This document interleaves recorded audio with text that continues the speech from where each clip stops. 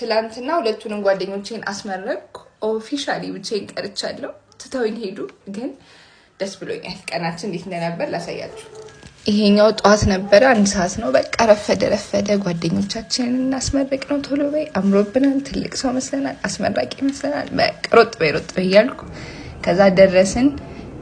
ፕሬዚዳንቱ ተጋብዘው ነበር። የሚመጡት ሰዎች መጡ፣ ብቻ ክብር እንግዶች ነበሩ። እንደዚህ በስክሪን ቁጭ ብለን እያየናቸው ጓደኞቻችንን። ከዛ ተነሱ ተባለ። ኦፊሻሊ ተነሱ እናስመረቃቸው ሲባል ሁሉም ወላጅ ብድግ አለ። በቃ እሰይ አለኝ። እንኳን ልጆቻችን ተመረቁልን አልን። የተከበራችሁ የክብር እንግዶቻችን ከመቀመጫችሁ እንድትነሱ በአክብሮት እጠይቃለሁ።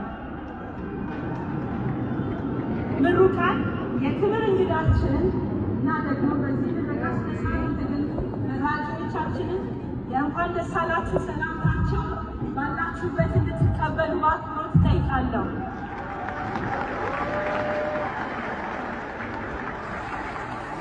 ቆመን አስመረቅናቸው። ከዛ በቃ ቁጭ በሉ ተባለን። ስንጨርስ ጮኸን ጨርሰን አስመርቀን ልባችን ከእናንተ ጋር ነው ካጠገባችን ባናያችሁም ብለን ቁጭ አለን ማለት ነው። ከዛ ዋናው ምንድነው ከዚህ ከወጣን በኋላ ጓደኞቻችንን ልጆቻችንን ማግኘት።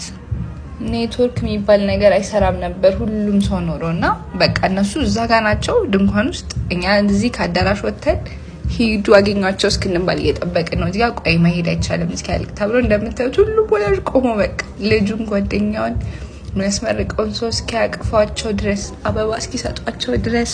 ከዛ ኔትወርክም አይሰራም ነበረ። በእግር ሄደን ፈልገን የመጀመሪያ ጓደኛዬን አገኘኋት። ሌኖች ጋር የተገኘች ኦ ማይ ጋድ ዩ ዲድ አልኳት። ተመረቅሽ? ዩ ዲድ girl? ከዛ አዎ አይ ዲድ ነይ ቀፊ አለች። ተቃቀፍን። ከዛ አይ አም ሶ ፕራውድ ኦፍ ዩ አልኳት።